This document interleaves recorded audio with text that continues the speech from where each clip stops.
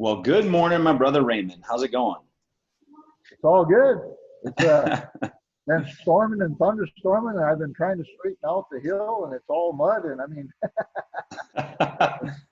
it's all good. Good. Yeah, you guys had some nasty thunderstorms. I've been watching Facebook a little bit. You had some nasty hail. I think the roofing company's running all over the place like crazy, trying to get business and keep the bad people out of town. Usually, when something happens like that, the I don't want to say anything bad, but the not so good companies come into town and they try to take advantage of you. And I've been watching that on Facebook. It's quite a world, but since turkey season closed, I don't know what to do with myself. Yeah. I'm up at 3:30 every morning and out chasing around, having fun, and then come home and get my work done. And then I'll tell you, all of a sudden it's 10 o'clock at night, and I'm supposed to be in bed. Yeah, so I've been a little lost here last week since they closed it. Oh, that's funny. How did your turkey season go? Let's recap that. You were the first one to send me a video of, I think you're in Nebraska. You killed the Nebraska tom right away and thumped it, just drilled it. I think it made like 2 steps and then didn't even know what hit it. And then it just tipped over. And then you went on a tear. I think you killed a bunch more birds. I didn't even get the whole recap. Well, I love hunting whitetails, but when you start chasing turkeys, that's one step above for me. It's not. And there's so many different ways of trying to get the bird to come into you or stalking the bird and challenging yourself. I mean, man, to try and get that bow drawn back when you're in the wide open with a bird, it's a whole different ballgame. And you can do everything perfect and everything is going just ready to make the right shot, and then you goof up. And then you got to start over. I think that's part of it too. You goof up, then you go after another one. So I don't know. It's in the last part of the year here, you start chasing them like white-tailed deer because they're no longer coming to the calls. You got to find where they're roosting at and where they're feeding at. And boy, I'll tell you what, setting up on that, setting up in front of their roost and trying to get them to come by you, it's a hoot. It's fun. My wife says I'm a little in the left field on turkey hunting. Well, if we look at your background, you're a little in left field of all hunting. I don't know if it's just turkey, but one of every critter in the world sitting behind you there right now. That's pretty impressive. Did you and my brother, you guys were going to connect and do some turkey hunting. Did you guys end up hunting together? No, we didn't get a chance to. Your brother is on the front line, and he's anointed, taking care of it. He's like a sheepdog watching over people. And, he's had a lot of stuff going on because of all this rioting and things that are happening. I can't hardly begin to believe. But so we didn't get a chance to connect. So I'm looking forward to getting together with him when things settle down, though. Yeah, we could go off on a topic and a tangent, Ray, and talk about everything that's going on in our country. And I've been really silent about it. I want to say this because I've been silent, and I've seen people post that your silence is taking a stand. And the only place I've been silent is social media, because I just believe social media, Facebook, Twitter, Instagram. I honestly believe this. I told my wife this the other day. That is the devil's playground to divide our country, because it's easy to sit behind a keyboard and type something of, well, they did this wrong, or they did that wrong. Cops are bad, or blacks are bad, or whites are bad, or this. I mean, it's such a evil place. And so my wife and I said, well, what can we do? And I'm going to try to show my way of Jesus love in my actions, not my words on social media.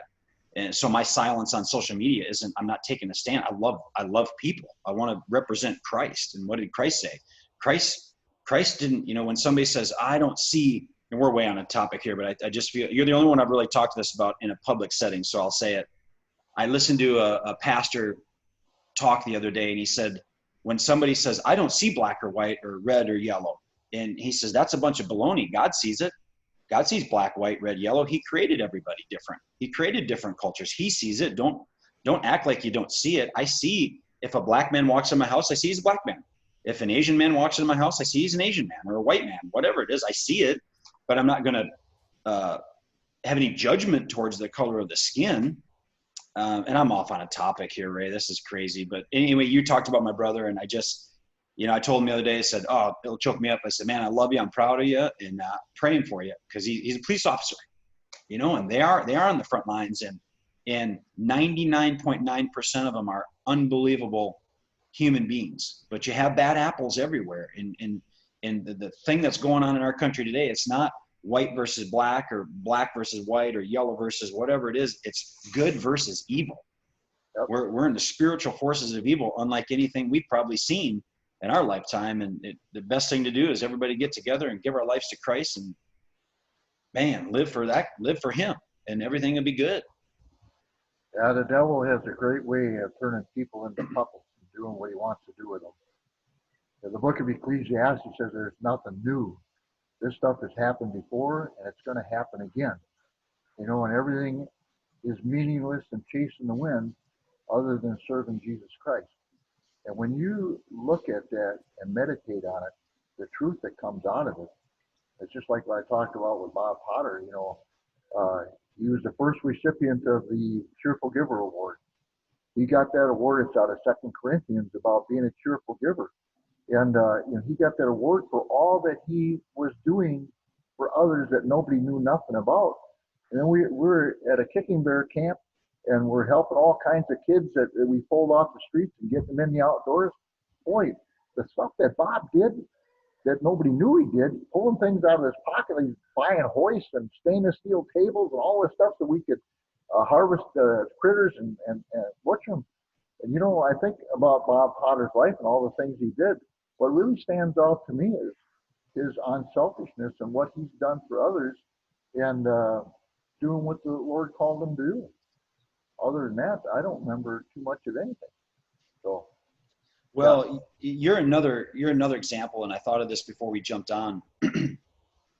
Diversity and just love, and not see. I mean, obviously, just blinded to. I don't care what situation somebody comes from, any of that kind of stuff. When you run the kicking bear camps, there's every diversity that could be imagined coming together for one cause. Have fun, put a bow in a kid's hand, and lead them to Jesus Christ.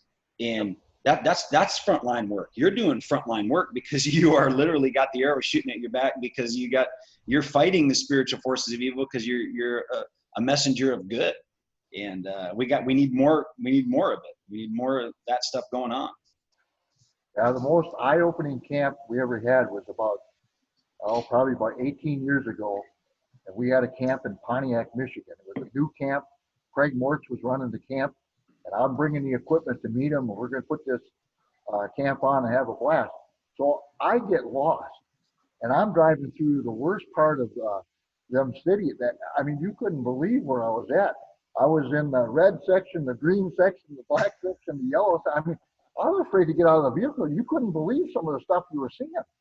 And, so we finally find the Pontiac recreation area, and I pull up, and we get everything all set up, and here comes all these kids and people. I'm going to tell you something. There was all different colors, all different sizes, and we all got together. We had an absolute blast. We are brothers and sisters. There is none of this racial stuff. And I thought about that, as we are engaging with youth and letting them know that we are equal, we get rid of this stuff that's racial. And I just can't hardly believe the things that are going on. We have fought wars together, and there's another war right here on the streets. And you're right. There's only two ways to good or evil. And I'm going to tell you what, the devil is puppeting people, and he's using whatever he can to pull people's strings. And that's what's going on. So, yeah, I guess it's quite a subject. All I can say is the Bible tells us to follow our leadership and to do what is right. And God's got it figured out. So that's all we can do, is do the best we can do. Yeah, and teach our kids the right way and all that kind of stuff. And just, man, I'm praying for our country, our leaders, leaders on both sides.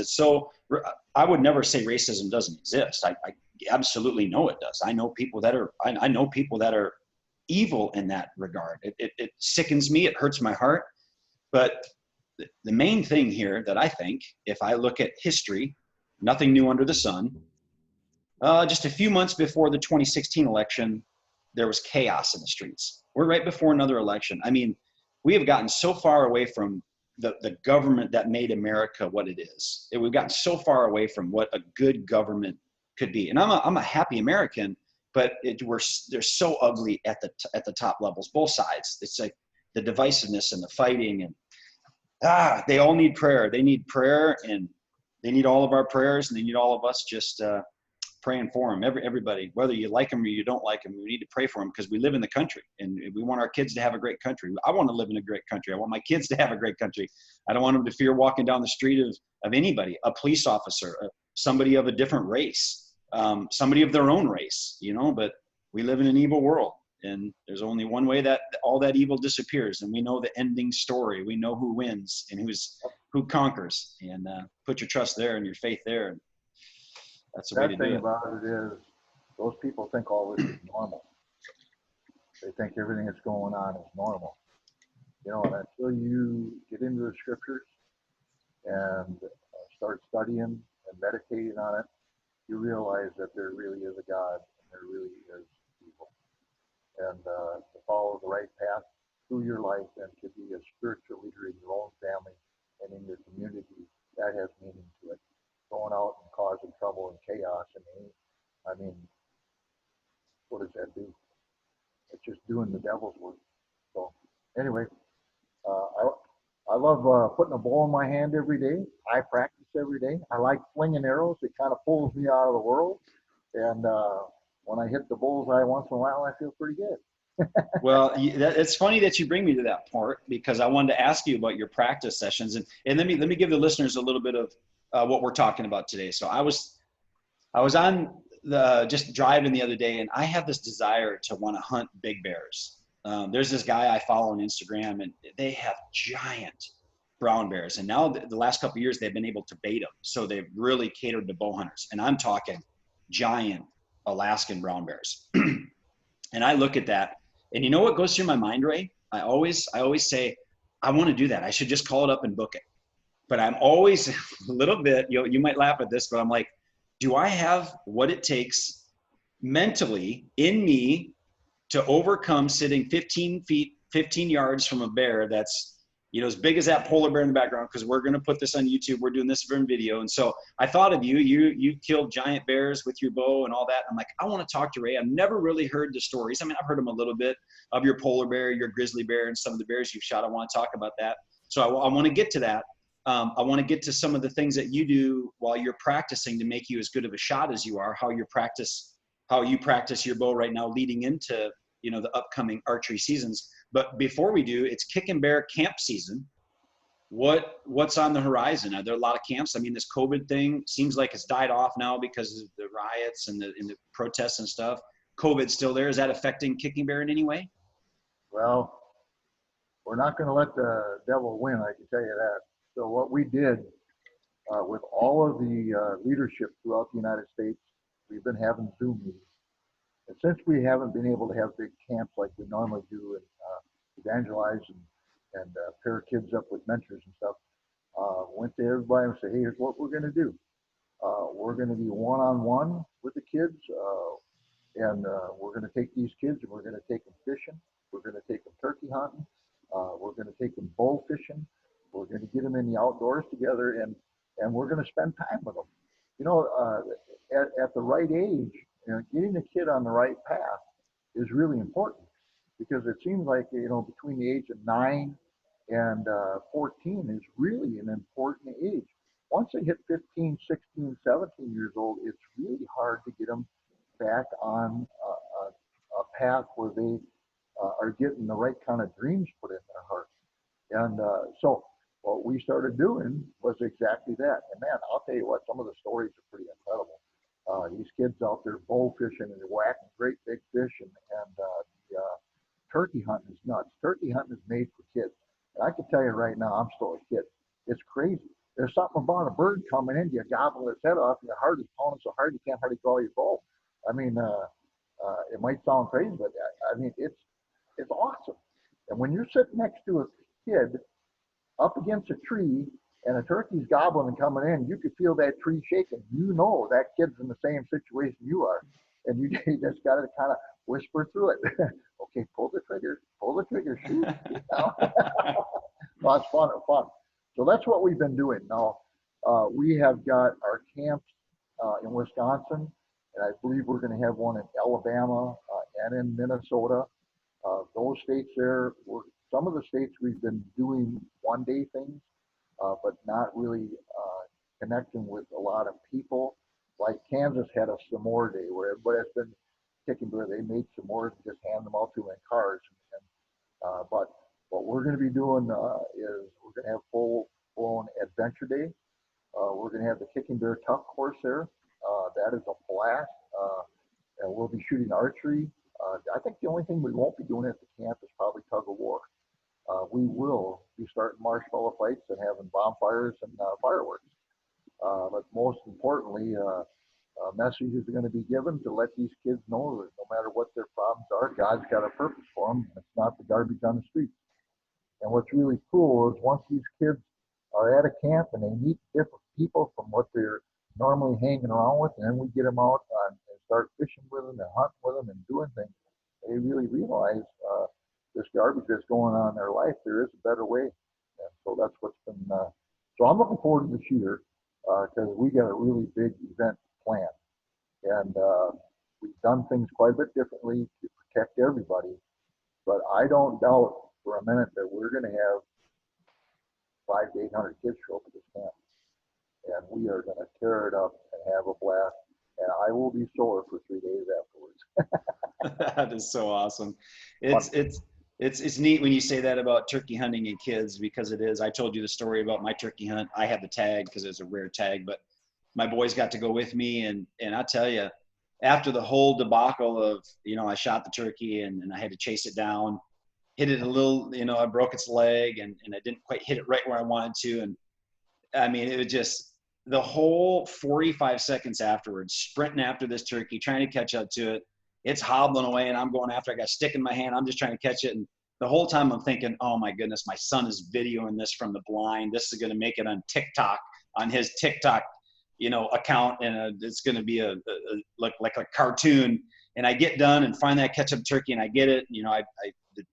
I get the turkey, down. And I turn around, both my boys are standing right behind me. They were sprinting behind me and their eyes were as big as saucers. And when we got done with all the pictures and all that stuff, my youngest boy, Chopper, he comes up to me and he's looking at me and I'm like, uh-oh, what's he going to ask? And he comes up and he hugs me and he goes, that was awesome. It was such a blast. Cool. Yeah. Turkey with a bow, you have to place the right arrow.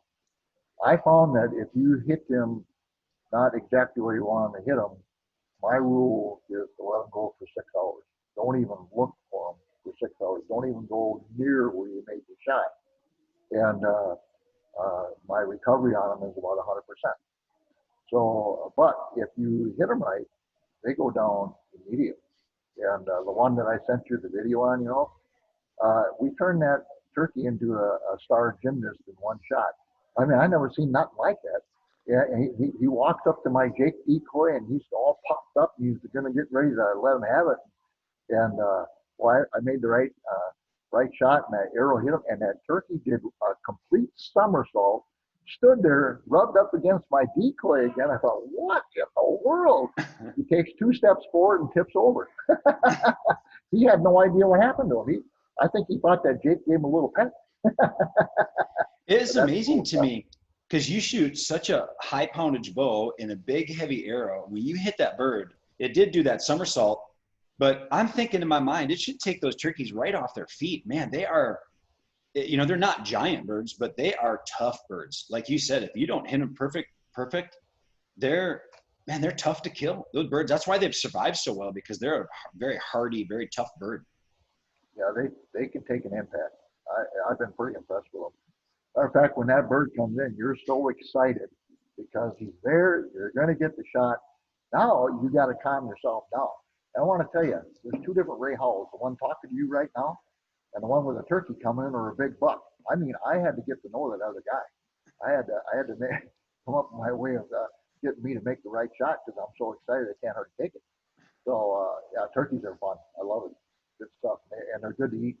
Yeah. Well, I seen you make a shot on a hog when you and I were hog hunting, and that hog was, you know, that hog was pushing about 600 pounds. And I don't know, you were calm, cool, and collected. After that arrow shot, it was a different story. You turned into that kid you talk about. I mean, but you got into the zone. Like we're watching. I remember this, and this was learning lesson for me. I remember we're stalking down that hog, and I got the video, and all of a sudden, as you go to draw, it was like, and we'll talk about it in your practice sessions. It was just like a robot. You just came back, drew, settled, nibbled on your kisser button a little bit, let that thing go. And that hog made the most Jurassic Park sound, if you remember that, I have ever heard in my life. And then you come unwound right after that. Like, oh, did you see that? Holy cow, the biggest pig I've ever shot. That was a blast. And that were some of the best eating pigs I've ever had too. I think arrow placement on animals. Uh, you know, I never really went into competition to shoot against other people. I'm competitive. For me, it was making the right shot on the animal at the distance that I was comfortable with and had my confidence with. And, you know, I'll tell you, it's kind of interesting is chasing the dreams. You know, shooting 100 rounds a day was not unheard of, and maybe much more. My wife said too that I was a little over the hump with my shooting. She said, "You hold your girlfriend more than you hold me." She's talking about my goal. But on the other hand, learning all about your equipment, learning everything about your arrows, learning about the anatomy of the animals that you're hunting, and where to make the right shot. That was all in my mind all the time. So being a perfectionist with my shooting really, really helped me with making the right shot and placing the arrow where it belonged on animals. So yeah, Well, it's June 5th today, I think, right? Isn't it the 5th, yeah, 5th or 6th? Yeah, June 5th. So, you know, a guy like me, I drew a Utah deer tag in August, and then we just found out we just drew Wyoming elk tag as well. So I'm in the preparation phase. So what do you do? I mean, obviously, you know, go to the YouTube and watch this because Ray has got a trophy room behind him that just doesn't have any more room in it. It's so impressive. What are you doing now to prepare for September or August, whatever tags you potentially may be hunting? How is your shooting look? Is it, you know, take me through what you do on a daily basis. Are you shooting every day still, or you shoot multiple arrows at a time? Take me through your kind of your regimen. yeah. When I practice, I don't shoot more than 2 arrows at a time. Okay. In reality, when you are slipping in on a critter, you got one shot. And when you look at everything you put into going on that hunt, it comes down to one shot. Financially, physically, mentally, everything comes to the one shot. So for me, I don't normally shoot more than 2 arrows at a time. And the other thing about it is too, if you're shooting 5, 6, 7 arrows while you're standing there, by the time you get to the last arrow, are you really still following your uh, proper routine on how you're raising the bow, drawing the bow, and anchoring, and so on and so forth, or you just getting the shot off. So when we were doing a lot of long distance shooting, I learned so much on long distance shooting. I actually became very good at long distance to make me a good short distance shooter. I didn't promote shooting animals at 100 yards plus. I did shoot a lot of targets at 100 yards plus to make me a good short range shooter. What was interesting about it, if you could take a pop can and turn it on its side and put it right up the bottom of that can and at 100 yards, then you walk up at 40 yards. I mean, man, you got good confidence. Matter of fact, when I was doing all the ribbon cuttings and for the grand openings, you know, that ribbon was 1 inch wide. And I was only at 21 yards, but you got 300 to 600 people standing around you. Half of them are heckling you, and they're trying to distract you to miss that ribbon. And I'll tell you, if you shot a little high or a little low, you found out what kind of man you were when you had to draw that second arrow. And I didn't like that at all. And boy, I got stories. But so I practice with that too. I practice at longer range to make me a good short range shooter. And one thing that I found out now with a lot of the fiber optics, you got to work it a little bit with covering so it doesn't glow so much. But I used to use brass sights all the time because there was no glow to it. And I would actually, just like a rifle, you would use the top of your pin to aim with, not the whole pin. At 100 yards, if you used your whole pin to aim with, your target might be to the left of inside that pin or to the right inside that pin. But if you use the top of that pin and come up and touch the bottom of your target, you're right on the money because you can see your target and the top of your pin. And boy, did that make me accurate. Matter of fact, with the ribbon cutting, I'd come up, touch the bottom of that ribbon with the top of my pin, slice right through the center of it. And so learning your equipment and all about your equipment and shooting all the time, actually the bow after a while becomes a part of you. Yeah, and when you grab that bow and you keep the same form, it's all muscle memory. And when you got a big critter coming in here, I will tell you, there is two different gray Howells. And I had to learn that other guy. And one of the things I had to learn to do on critters is to tell myself to follow the leg line and get the fact that he's there and the rack is so big and stuff. If I followed the leg line to the center of that animal and release the arrow, I've 99% of the time made a perfect shot. And boy, that paid off for me big time. As soon as I knew that was, I just follow the leg line, and that worked for me. So, yeah. Well, let's talk about, you got some big bears standing behind you. You got a lot of big animals sitting behind you there. You shot, there's a pumpkin-headed black bear there. There's a giant full-mount polar bear. You did tell me that grizzly bear story. Let's go to the polar bear one. I want to hear this story. I'd really like to know, like, the preparation going into it, mental preparation, what you did, physical preparation, gear, and then tell me the story on that. I love good hunting stories. Our listeners love some of the response I keep getting is, get some more hunting stories. I want more hunting stories. I want to hear these stories. My brother is always like that. Get Ray on there and tell him stories. I want some more of his stories. Best storyteller in the world. So let's talk about that polar bear. Well, what you said earlier is so true, because when you're face to face with a critter that can take you out in a heartbeat, you kind of started saying, am I man enough to make the right shot? I want you to know those things had been in my mind in all of the big bears I went after, the grizzly bears, the brown bears, and the polar bear. Here we are on a polar bear hunt. Now, this was really interesting. My friend Pat Quinn had gotten a polar bear tag. I applied for a polar bear tag, but my tag wasn't going to come through for another 2 years. And then the possibilities of them shutting down the polar bear hunting was real. Was I really going to get a chance to go? Well, what ended up happening was I had 5 different guys that I worked with all the time that hunted John May and Warren Strickland and different guys. I called them, hey, have you guys been on a sheep hunt? Have you been on a bear hunt? What was it like? What were the people like? But and I'm working with guys that have been on these hunts. Pat Quinn was one of them. Anyway, Pat Quinn knew that I had a bear tag for the same area. So what ended up happening a month before Pat was going on his bear hunt, he got into an accident and broke his arm so bad he couldn't shoot the bow. He did not want to harvest the bear with a gun. And he called me and he said, Ray, he said, could we swap bear tags? And I said, what? And he tells me what happens is you can't go on the hunt. And I said, well, Pat, I didn't think twice about it. Yeah, I'd swap bear tags with you.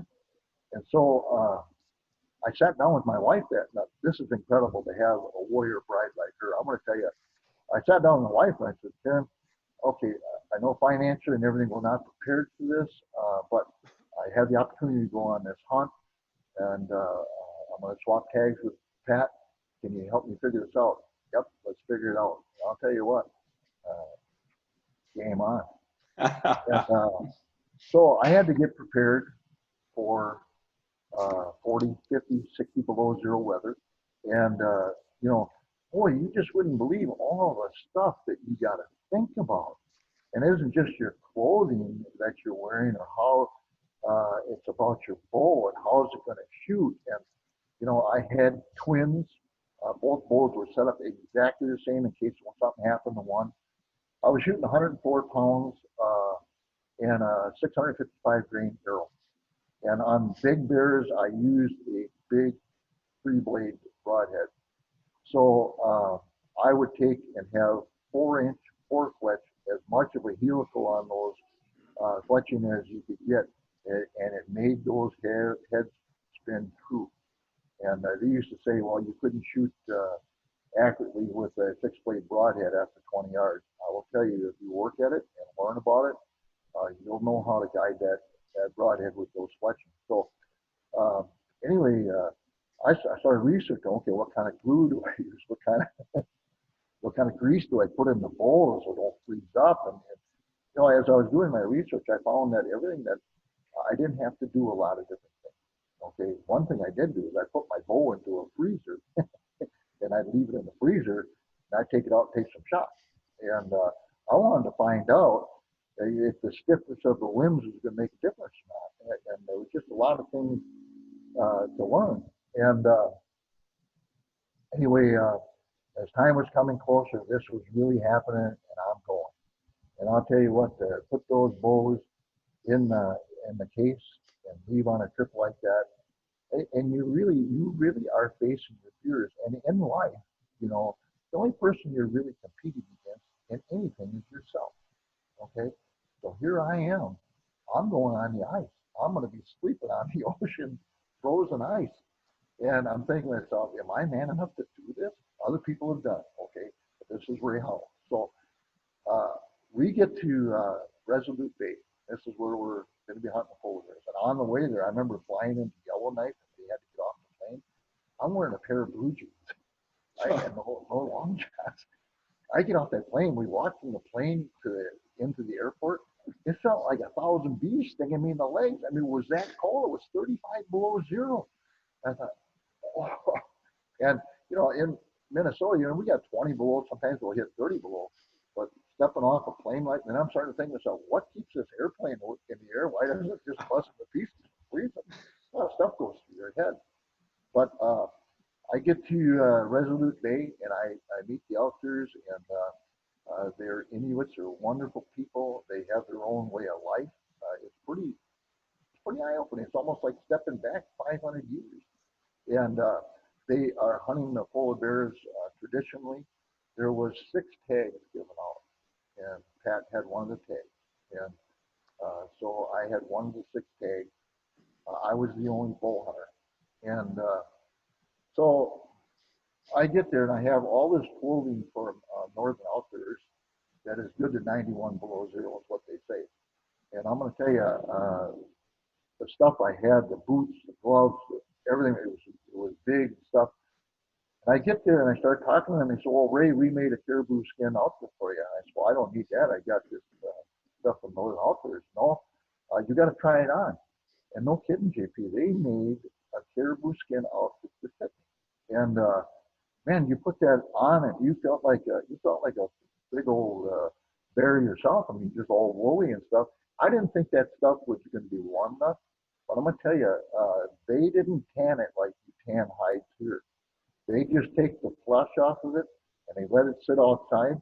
And when you go out, you put that thing on you, and I'll tell you, in minutes, it's like you're wearing a spacesuit. It's super warm, and you could move in it. The shoes that I brought with me and the boots and stuff, I didn't use them. They had moccasins, and they had 3 different. One came up to your knee, the one came up to your calf, and then the bottom one was bigger, and it actually helped keep you up on the snow. And that's what I was wearing. I had some of the Northern Outfitter gear underneath. I could not shoot my bow accurately with the caribou skin coated on. I had to take it off. So this is something I had to practice. So I took my bow the first day and I hung it outside, and we were in there talking about all this stuff for probably about 3 hours. I walk outside. It is so bitter cold out. It's like 50 below zero. There's my bow hanging there.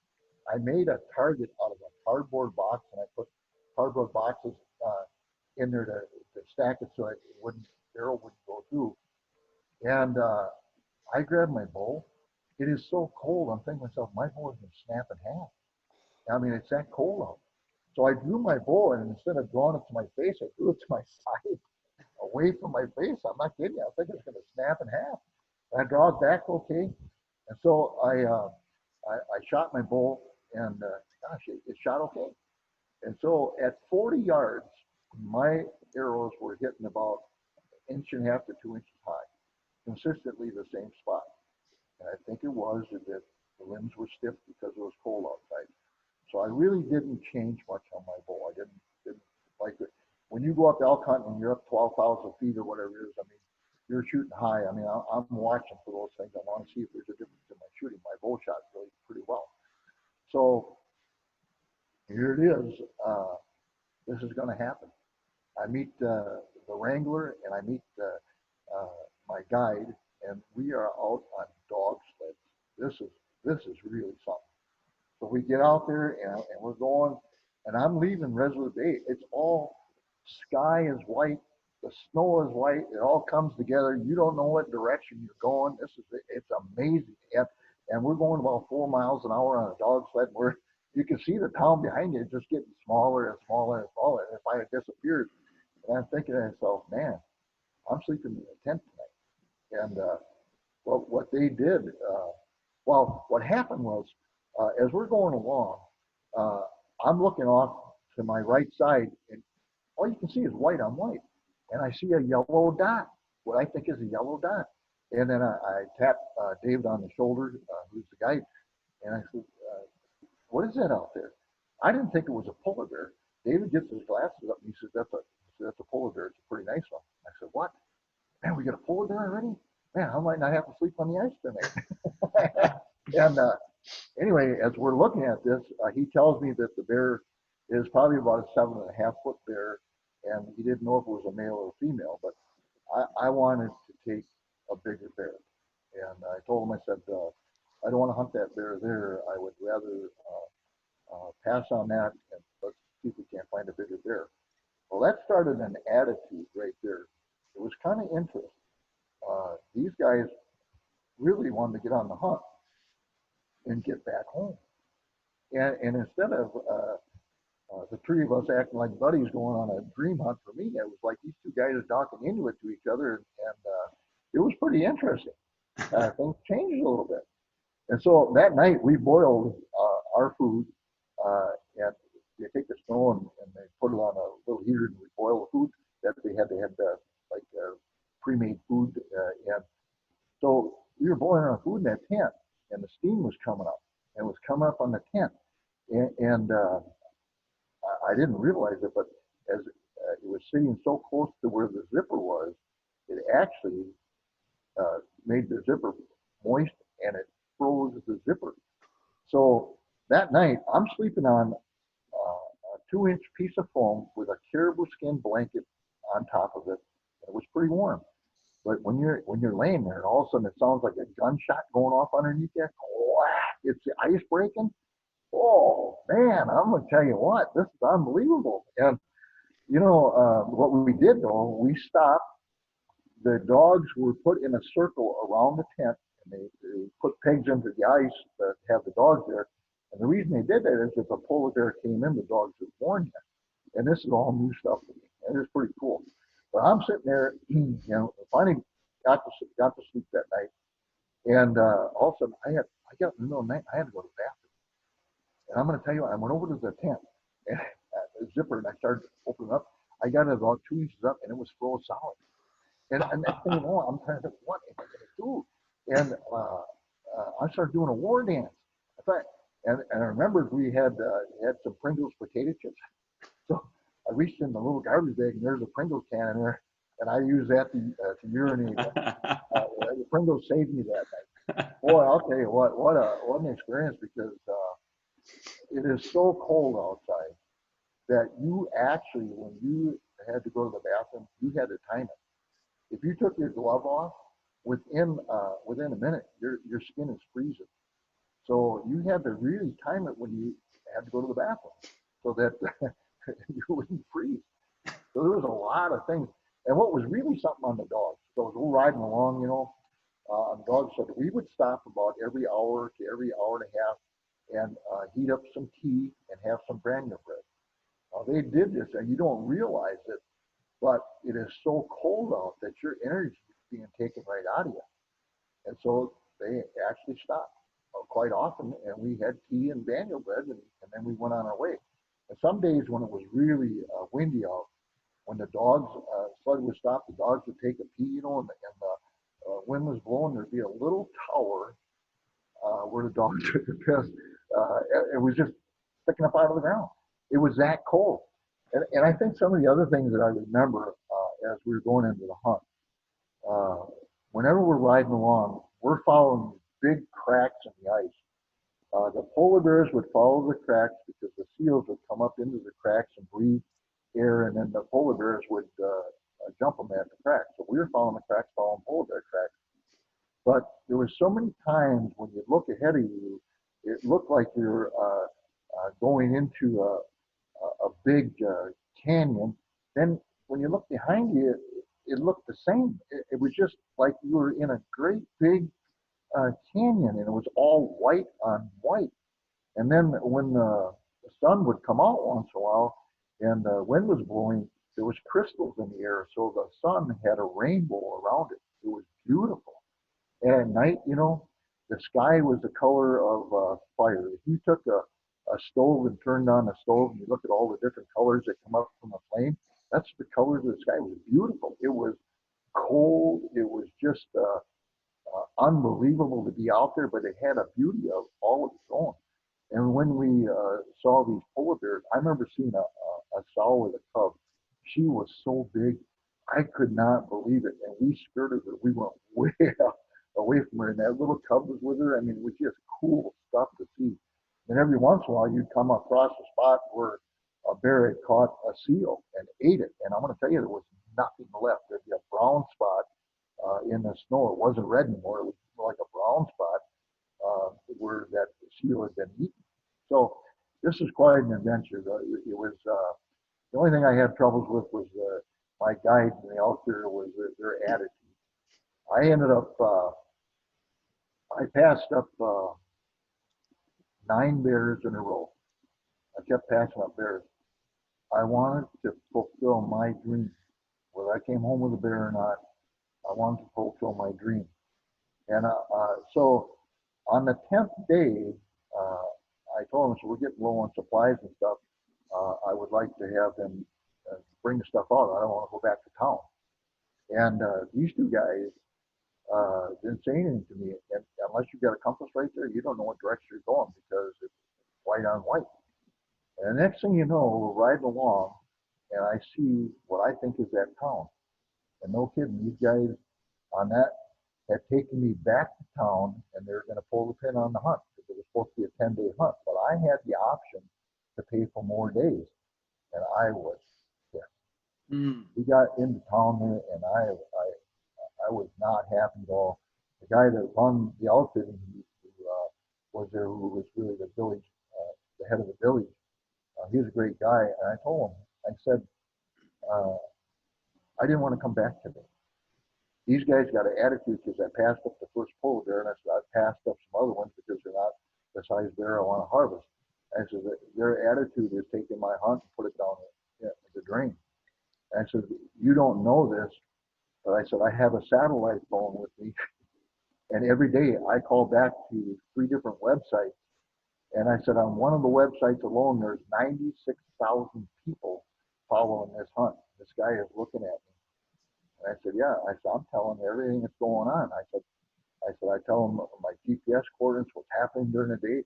And, I couldn't believe it. There was that many people following this. And I told him, I said, this is not good that you have these guys who are not happy with the hunt because I passed up a bear and they want to get home. I said, this is my dream. And I said, I want to get back out on the ice. And he says, Ray, I'm going to get you back out there first thing tomorrow morning. I said, okay. I said, I want to go.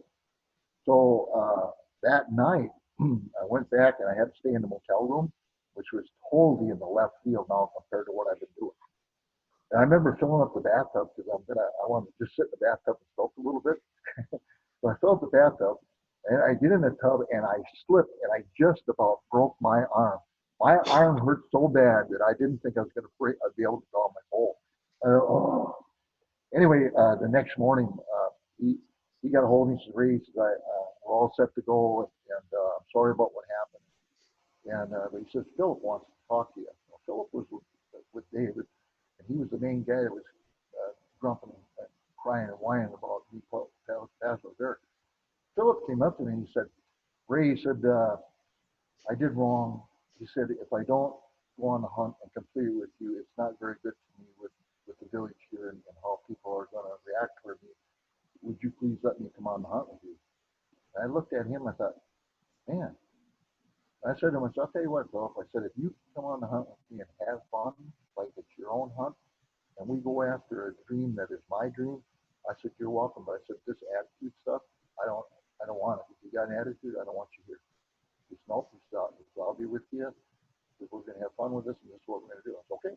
And I'll tell you what, from leaving that village that day, it was a whole different hunt. Laughter, it was joking around, kidding around, and I mean, some of the stuff I could go on and on about. Those guys standing over a hole waiting for a seal to come up so they could shoot the seal, so they could feed the dogs with the meat. These dogs ate seal meat, and so anyway, I think it was the 14th day. We're following a crack, and I remember these. You think it's flat out there, it's not. These ice chunks that are coming up out of the pressure, they stick up as high as a building, and there's just huge ice chunks up. I mean, I practiced with my boys the other day, and I actually had all my arrows in a PCB tube to protect them. I'll tell you, don't take a PCB tube because it is so cold out, it just shattered. Anyway, I practiced every other day for my own mental toughness. I said, "Well, you're not going to be able to draw your bow. It's too cold out, all this other stuff." I'll tell you, you get yourself in shape and you get ready for your hunt, you're ready. I don't care what anybody says. It's just yourself competing with yourself. But I shot it the other day. I remember we stopped there to make banjo bread that day, and I took my bow out and I shot it, and then I went up on the ice chunk up there. It was pretty high, and I took my binoculars, I put them up to my face, and I'm looking. And what was interesting was my mustache from my string touching my lip and my nose. I had half a mustache. Every time I shot it, for me breathing, my mustache was freezing on the string. It was plucking my mustache. I actually had part of my mustache missing. And from my binoculars, I would be up there and the steam coming up, and my eyebrows were getting plucked out, and just not a lot, but here and there. And anyway, I got up on there and I'm glassing. And what I thought I was looking at was two Arctic fox walking together. And they're white. They're snow white. They're not yellow. They're just snow white. I'm looking at them. And then I signaled to David, "I'll have to take a look at this." And he comes up. He puts the binoculars up, and it ain't 2 seconds. He said, "Those are 9-foot bears." I said, "What?" And I'm looking at them. They're so far out that man, and they're following the crack that we are on. They're coming our way. And I said, "Yeah, are they really?" And he goes, "Yeah, I've been waiting for this for 14 days, and it's just day in and day out." And this is, and I told that outfitter, "I'm here until I get a bear or the ice thaws out and they got to pick me up on an island." I told him, "I'm here." I mean, I didn't think I'd ever get another polar bear take. So I wanted to do my best to take one. Well, this is happening now. Here comes two 9-foot bears. And I said to Dave, I said, "That ice chunk right down there," I said, "if we get to that ice chunk, the wind is right." I said, "They won't smell us. We'll let them walk by us, and I can take the two bears." He goes, "Nope, we can't do that. He's too dangerous. We're going to use the dogs." I said, "What?" And I know that they traditionally use dogs to hunt them bears, but I thought this was simple. I thought, this is what's going to happen. I'll let them walk by me. I'm going to shoot them. No, but this is how we're going to do it. We're going to make sure it's safe. So anyway, we go down to the dog site, and we're sitting there, and the bears are coming. And as soon as those dogs got the smell of those bears, you wouldn't believe it. Them dogs went nuts. Now you're normally riding on a dog sled and you're going maybe 3, 4 miles an hour all day long. I'm gonna tell you something. It turns into just chaos. These dogs are barking and going crazy. Next thing you know, you're doing, I mean, like 20 miles an hour, what it felt like. And you're hitting the ice chunks and going bang, ka-bang, ka-bang. You're hanging onto the sled. This sled was not one of these sleds where you get a little blanket over you and you ride along, you're real comfortable. This was a flat box with 2 runners on it and another box that you sat on that kept some of the supplies in it. You sat on that box.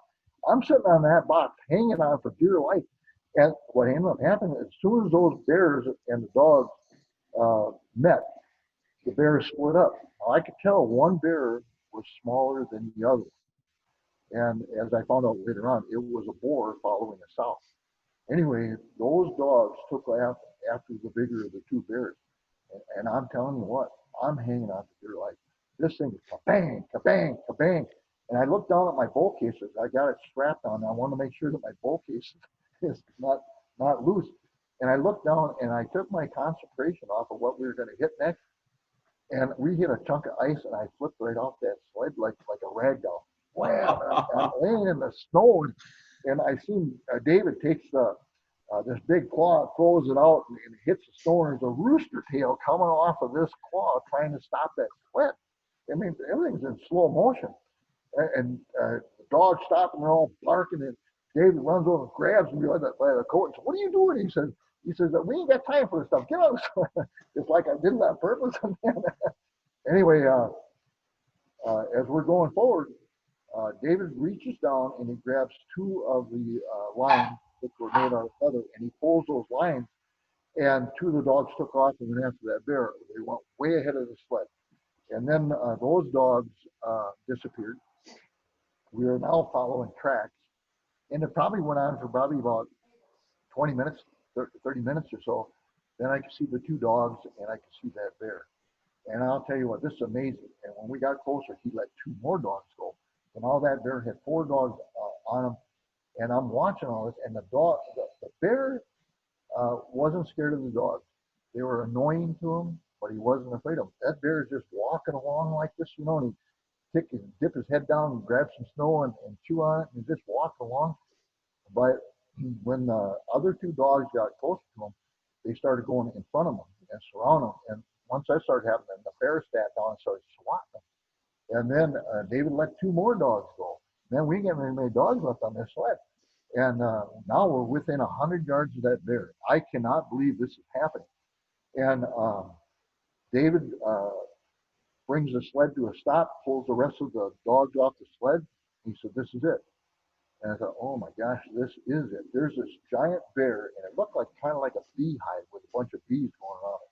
And I think, I'm going to be able to get in and get a shot on it. And so I get there, I take off my caribou skin jacket and my face mask, and I'm all set to go. I'm going to get in and get the shot. And I remember it is so cold out, loading that 24-19 aluminum arrow on that bow. It is so cold out. It is unbelievable. But I'm knocking that arrow. This is it. And anyway, I started walking to get closer to the bear. And all of a sudden the bear gets up and he starts walking like this with all the dogs around and running. And one thing that happened that really was eye-opening to me. The one night, you ain't got nothing to do. So night after night after night, you have nothing to do. I walked out and I was petting one of the sled dogs. And then I turned over and I was going to go over to pet this other one, the lead dog. That dog jumped off the ground, grabbed my caribou skin jacket and yanked a chunk right out of my jacket right now. And I mean, he scared the heck out of me. I mean, it happened so quick, I didn't expect it. And then David says, "Stay away from them dogs." Oh, what in the world? And it was the lead dog. Anyway, as we're chasing this bear, these dogs are on him. And that lead dog is a big dog. I mean, he's like a 100-pound dog. I mean, he's big. And so this bear is walking. It is my trot. And I think it was 50-some below zero. I'm trotting behind these dogs and that bear trying to keep up with them. 4 different times I was within 40 yards, my comfortable shooting range to harvest that bear. And I couldn't get the shot. Something would happen. The bear would turn. The dog would get away. And anyway, I remember That big dog came around the front of that bear to slow that bear down. The polar bear grabbed that dog right across the back with his jaws, picked him up off the ground, and shook him like a rag doll and flipped him out behind him. That dog went flying through the air and it hit the ground, and that dog was laying on the ground twitching. I thought, oh my gosh, you just killed that dog. And one of the rules that they have is if the polar bear starts killing a dog, they have the right to shoot it with a gun. It's no longer a bull kill. And so that went through my head. And I remember telling David as soon as I got off the sled, David, I do not want you shooting that bear unless it's chewing on me. And he said to me, he said, your safety comes first. And the rifle that he had was so rusty, I don't even know if a bullet could come out of it. So there's quite a story behind all of it. But anyway, when that dog was laying there twitching on the ground, I thought, oh no, this is it. He's going to shoot that bear. And all of a sudden, that dog gets up and he shakes himself off, and he runs right back at that bear. So that bear didn't do any harm to the dog. It was just the bears were annoying. The dogs were annoying to the bear. And anyway, I remember coming around this big ice chunk, and I'm on one side. The dogs came around the other side, and there is the bear standing there broadside, and he's got his leg closest to me, slightly forward, and it was automatic. I checked the range with 41 yards. I drew back. I came up with leg line. I released the arrow, and in a blink of an eye, that arrow went through that bear. And I remember that was my next biggest fear was once that arrow hit him, was the bear coming at me and was he going to shoot him with a gun? And anyway, that bear roared when that arrow hit him and bit at the entrance hole. And then his head turned and it bit at the exit hole. And instead of coming towards me, that bear ran straight out. And the next thing you know, he didn't go 15 to 20 yards. His head goes down and his whole body rolls over. And he's laying on the ground like this with his head up, and then he just tips over and he expires. It happened so quick, I couldn't believe it. I mean, it was just, did this really happen? And there's this giant bear laying there. And I forgot all about David being behind me. He comes up and he swats me on the back and yells, nice shot. He scared the ever living daylights out of me. I thought the bear came back. I mean, I was so into what was going on. And I walked up to that bear and I couldn't believe it. But what happened was, I'm looking at that bear and I realized these two fingers right here are completely froze. And this finger right here is completely froze. And I couldn't feel my face. And David looks at me and he says, are you cold? I said, I think I'm okay. He goes, no, I think we better get your jacket. So he went back over and he got the sled and everything. I'm standing there. They started boiling water and everything. And I took my hands and I put them inside the caribou skin clothing, you know. And when my fingers started thawing out, I'm telling you, you could have screamed. It was that much pain. It was unbelievable the amount of pain. And but man, I thought to myself, well, if you lose those two fingers, it's okay. You got your polar bear. I mean, that was my mindset. And so those guys, it's cold. It's unbelievably cold. They roll a bear over, and I want to life size the bear. And they roll the bear over. These guys don't have gloves on, and they start cutting that bear open, and they start skinning them right there, and the steam coming off, and the hide is freezing as they're taking it off. And those dogs kept coming in and kept chewing on the hide, and so the one big black dog, I mean, he was tearing on my hide. So I got in between that black dog and the bear, and when that dog started coming, I kicked snow at that dog. That dog I thought was going to kill me, and David got in between me and the dog. David said, "Don't mess around with them dogs, right? They're not going to hurt the hide." Anyway, they finally get the hide off, and they get they cut the skull off, and they roll it up in the hide, and then they shared some of the meat with the dogs, and I think that was their reward. It's quite an experience. And I thought, man, I'm going to sleep good tonight. I just accomplished a dream. I can't wait to call my wife and just tell her what happened, and I get to tell the rest of the story on the websites, and man, I mean, what an adrenaline rush. And I remember going to bed and I couldn't sleep. We got up the next day, we rode all the way into Resolute Bay on the dog sled, and I remember being so cold that I couldn't get myself warmed up. And I had gotten myself into hypothermia, and I had gotten sick. And I'll tell you something, it took me 3 weeks to straighten out after I got back. I had gotten that sick. I often wondered My adrenaline was flowing. This was my dream. I wanted to harvest that bear. I wanted to get the shot on him. But you know, if it was in another 15 minutes or another half hour of me chasing him, I often wondered how, because my face turned black when I got back to town. And I was teasing with Karen. I said, yeah, I said, I look just like one of the Inuits now. I said, we all got a little, because they were running around over there, and a lot of them had frostbite on their face. I think it was, but anyway, I'm only telling part of the experience and what had gone on with a lot of the things. But uh, the one thing I did was I would call back to the website every day and I would talk about the importance of mentoring a kid, getting a kid off the street that really needs somebody in their lives. And then I'd tell about where I was at, what happened during the day, and so on and so forth. And when I harvested that bear, I thought, gosh, we're going to have people from all over the United States and Canada that want to help kids. And you know what ended up happening when I got home? I had hundreds of emails. What kind of broadheads did you use? What kind of glue did you have for your fletching? What did you use for your bow as far as axle grease and so on and so forth? And it was kind of interesting that there was maybe only about 5 or 6 emails that I remembered that people actually wanted to jump in and get involved with kids. I told Karen, I said, I'm the biggest failure in the world. I said, we have this many people listening to us and this, but you know, God had a hand in that. It was quite a learning thing. And what happened out of that and how Kicking Bear came about, all the things that have gone on since then, you know, you just got to know God's got a plan, even if you think that you did something upside down. It's pretty. So the polar bear hunt, the caribou skin clothing, being able to shoot the bow at 60 below zero, and sleeping on the ice and listen to like a shotgun going off. I mean, man, oh man. And I made a perfect shot on that bear. I mean, your dream is to make the perfect shot on anything that you are going to try and harvest. And that bear, to make a shot on a bear like that, and he went to sleep right away. I mean, he ran 15 or 20 yards and just was it. It was amazing.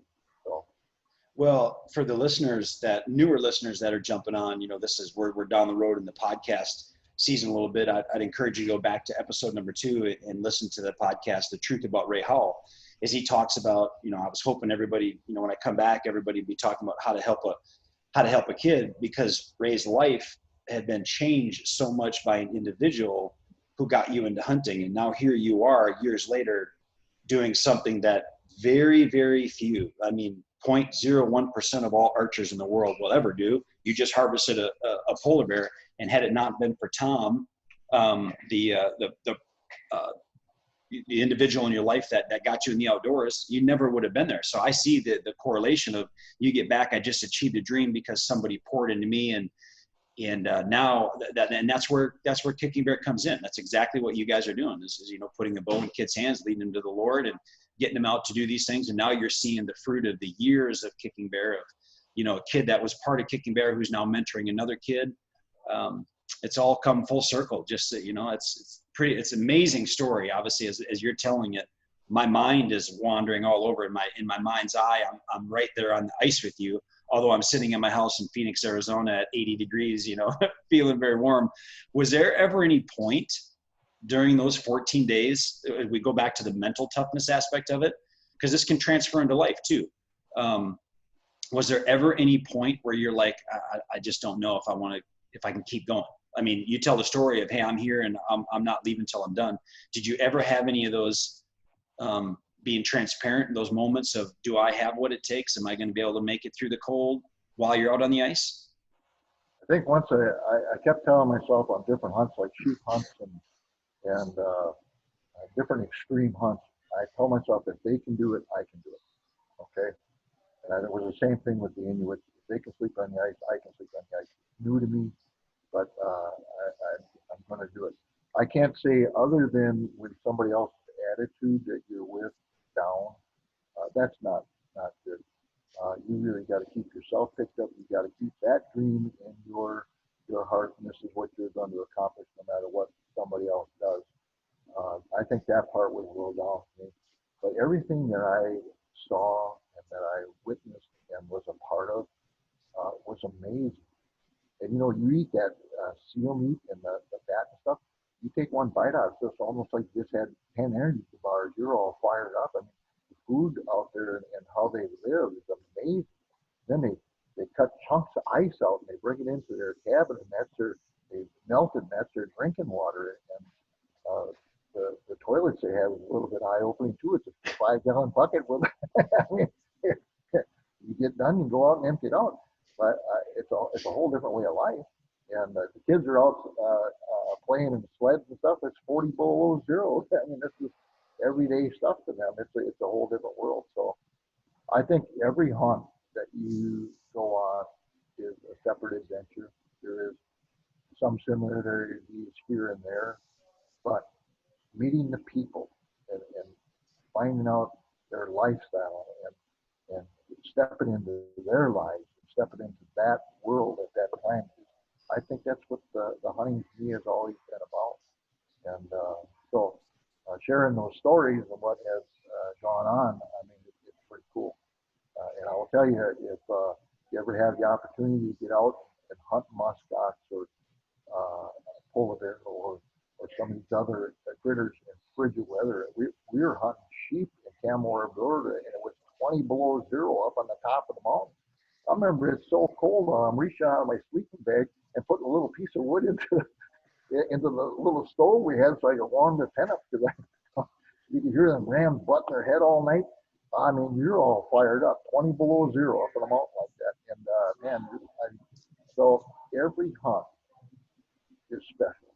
It is your dream, and you have to face your own fears. And really, the only person that you are competing against is yourself. If you can't do it, I mean, there has been occasions where I've met people that have been on hunts and they can't do it. They'll pull the pin, and they have something go on that turns their head sideways and want to go home. That happens, but that isn't with me. So that's I did that one. Yeah, I can imagine as organic as you can get up there when you're eating seal and drinking ice and you melted ice for water. That's as organic as it can get. I do want to say this because this is something I picked up out of the story that I think is important. You found out that Pat Quinn was not going to be able to go on the hunt, so you're going to swap a bear tag with him. But it wasn't, 2 years prior to your hunt finding that out. So when you found out, you didn't have that much time to get ready. So to me, that speaks of the importance of staying in shape, so that you don't have to be like, oh, I got to pass on this hunt because I'm just not quite in shape for it, and staying in shooting shape.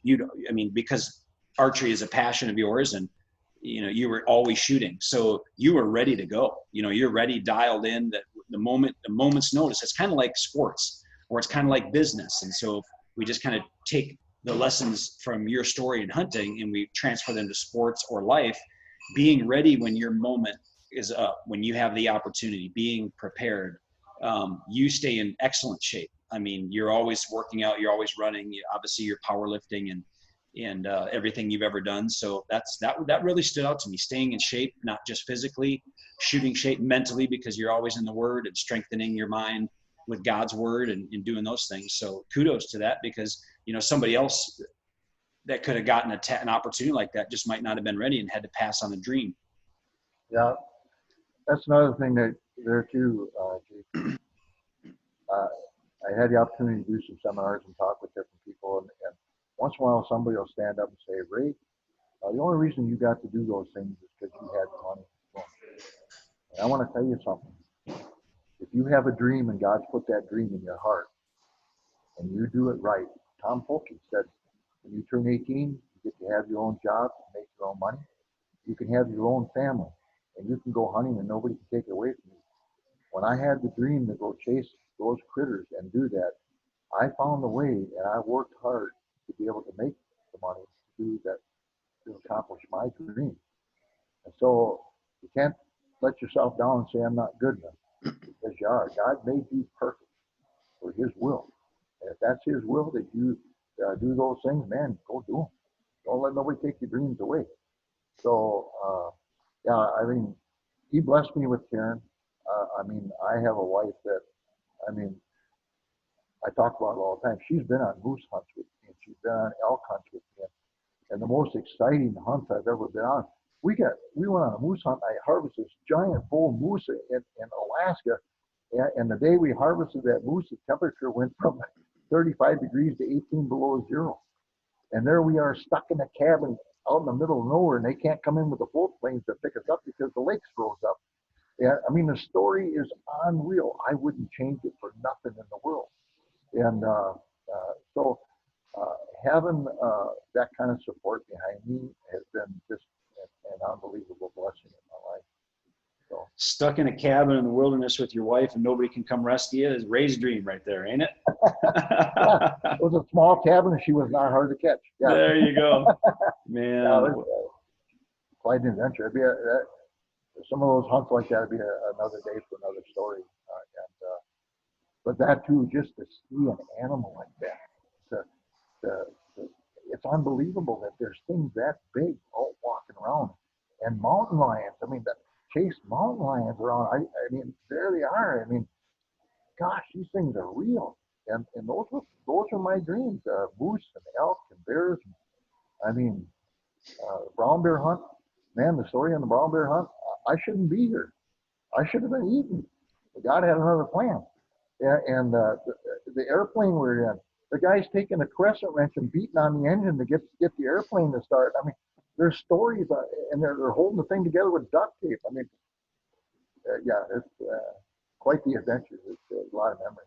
Well, I tell you what we'll do then is we'll wrap this podcast up with the polar bear hunt, and then we'll reconvene again, and we'll do the brown bear hunt. I've heard a little bit about that, and when you told me that story, I mean, again, I love stories as well, and I know other hunters love stories, and then you get to wrap your life into it and your faith into it, and I love that because that's, you know, we never know what word you're going to say or what word might be said at when we get together like this, that somebody says, you know, maybe my life is going quite the way I want it to, and they're talking about this Jesus guy, maybe I need to give this guy a look. But we'll jump back on and share those stories.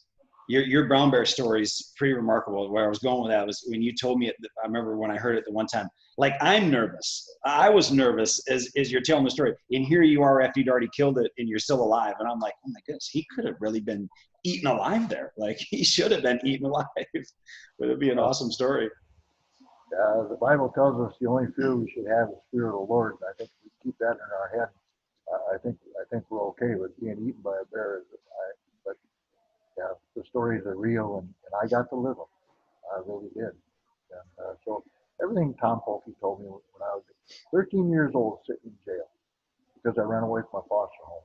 A guy steps into my life, and he says, "Ray, you make me a promise you don't run away from that foster home again. I'm going to find you a better home. In the meantime, I'm going to take you hunting with me and my son." He didn't have to do that. But because of him, everything he said came true. And I got 42 grandkids right now. 12 of them are great grandkids. I'm going to tell you what, I got grandkids that are this wide, and they stand taller than me. And man, they're in powerlifting, and man, they're doing stuff I couldn't even dream of doing at that age. They're smoking me. I don't want to tell them that, but man, it's tough to keep up with them. I've seen some pictures of your grandkids, and oh man, they're giants. Yeah. I mean, if you want a description of Goliath, just take a look at Dawson. He walks down to the gym. He's got to bow his head to get down to the gym. He can't even use my squat rack because he's so big. He's got to bend. I mean, it's unbelievable. I mean, I don't know what it takes to feed them guys. It's kind of scary. And I used to hold them in my arms. I used to chase after them underneath the wrapping paper at Christmas time. I mean, yeah, pretty cool stuff. Oh, that's awesome. Ray, I can't thank you enough for jumping on again and just sharing your time and your faith and your heart. I know it's like I started the podcast, if we got off on a little topic and a little tangent, you know, the best we can do is just live for the Lord, man. And we see times like this, you know, we're not silent in words, we're loud in actions. That's what I would encourage somebody to be, is be loud in your action of love. Let love drive everything you do. And that's how we heal our country. I mean, we give our heart to the Lord, and that's how our country gets healed. That's how we get back on the right track of where we're at. And if it's a dream in your heart, you know, God puts dreams in your heart and he gives you an opportunity to do them. And he's given you the opportunity to do it. As we've said before, you know, God put a bow in your hand. It's like Moses having his staff, because of that, you know, he's given you gifts of incredible shooting. Your ability to shoot a bow is just off the charts. You're such an incredible shot. You have the animals behind you. And what it does is it draws people to that. You know, people like me, people that maybe who don't know the Lord, and they're drawn to somebody that's had success. And what you're able to do is then share your story. And every story you always share, you include your story of giving your heart to the Lord. And you're doing the Lord's work. And I know he's smiling down upon you on that. And I'm honored to be your friend and lock arms with you on this mission to save more for the Lord, you know, get more to save more for the kingdom, man. Thank you, JP. One message I'll leave for the listeners is, as you're taking your kids out in the field and doing things with them, take your own kid and a kid from outside your home. More than likely, that kid that's outside your home has got troubles in his life, and you have the opportunity to put that kid on the right path and show him a real life. And I'll tell you, I wouldn't be here right now. I wouldn't be. And well, that's when I gave my heart to the Lord. I realized God had purpose for me my whole life. I had to learn a few things. But if it hadn't been for a guy stepping out of his everyday life, and he wasn't getting paid to do it, he did it because he cared. Gosh. So you get a chance to take your own kid and a kid from outside the home and go have a blast. And you'll see what God's got planned. And then we'll be on a podcast. I'll be 65 years old to be some kid. He'll be killing big bears all over the world. And he say, I remember that Ray Howell. He put a bow in my hand. There we go. Well, that's God's plan for you. Go do it to his glory. Yeah, yeah. Well, God bless you, buddy. I always enjoy time with you. And thanks for jumping on the Fit Archer podcast and sharing some wisdom, sharing your faith, sharing your heart, sharing your stories. We could do this every week. We could just have you come on once a week and just tell a story, each hunting story. And it'd be amazing. Every one of these animals got a story behind it. Every one of them. They do. Some of them are pretty crazy. And you're a good storyteller. That makes it better. I've had people that have shot some good animals, and you listen to their stories. I'm like, what? It's got to be better than that. You're also a good storyteller. So you're fun to listen to when you tell your story. And it's all truth. It's all truth. All right. Well, thank you for the opportunity, and just awesome. All right. God bless you, buddy. We'll talk soon, okay? Yep. Thank you. Yep. See you, JP.